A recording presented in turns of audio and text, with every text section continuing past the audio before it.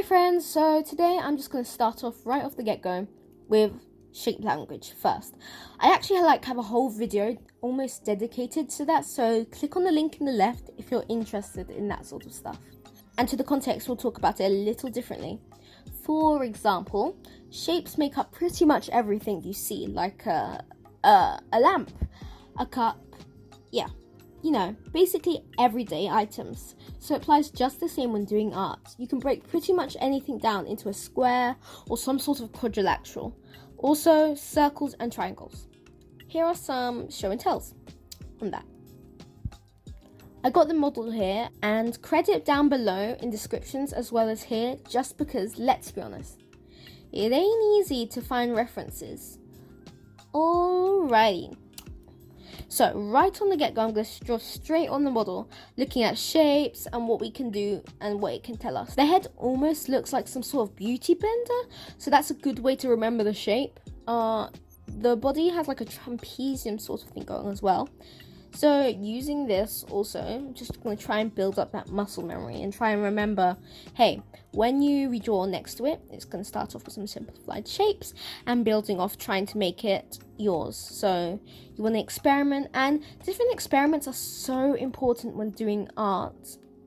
I've done like a little tally of all the shapes you should use coming up. Oh yeah, quick notice on how the back of the legs stick out, and I wanted to pick this out because the small things like this, especially when doing angles, can make your art more realistic. Alright, the shading. And remember folks, shading has such an important role, like a lot. No matter your art style, it can really add some depth and interest to the piece. And by the way, if anyone's struggling with finding their art style, I wouldn't mind making a video on that as well. Alrighty, with all of these, you've got to imagine where the light is coming from. I would study like a 3D model with a very easy to see planes on the face, so you can really see where the light hits. We will come back to this later, showing on how to shade the face. But first, we've got to learn how to draw one. Another beautiful model here, introducing a simplified take on the face. So, what I want to do with this is just draw all over one of the faces and simplify this right down. So, just going to add the circle for the top of the head and an oval for the bottom, although together it should sort of look like an oval. Add the eyes, nose, mouth lines, and if you go like horizontally through the eye, it should be where the middle of the ears sit. Alrighty, done with that, but the hair. Oh no, the hair! Okay, but on a serious note, how to draw the hair? You lucky things. Luckily, I have some advice on that too. Cue the tutorial. Hair, hair, hair. What do we want to do? Okay, so I'm just going to base this off of the hair type of the character that I was starting earlier. But if you want to see a lot more different hair types, styles, lengths, and coil pattern help, I can help with that too. Should I make a video on that? Alright, the don't side and the do side. With the don't side, you just want to draw a line straight down, no weight, volume, or nothing. But with the do side, you want to get a simplified drawing in and slap on that hairline. Good way to start because we're able to see where the hairline stops and starts.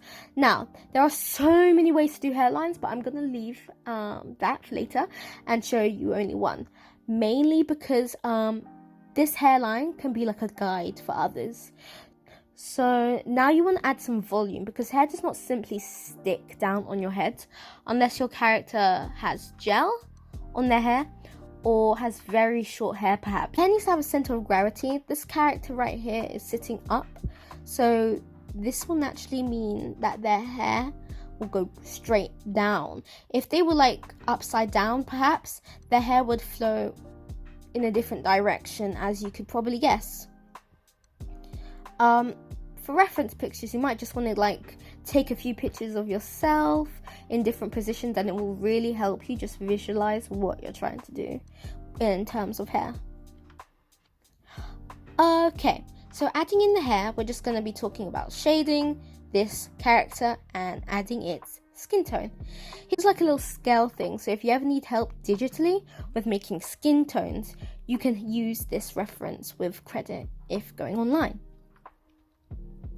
Alrighty, so going back to the use of planes on the face in shading, we are able to see the key places the light and shadow hits.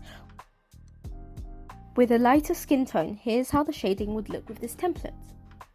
And with a darker skin tone, here's how the shading would look with this template. I hope that helped. I hope you enjoyed.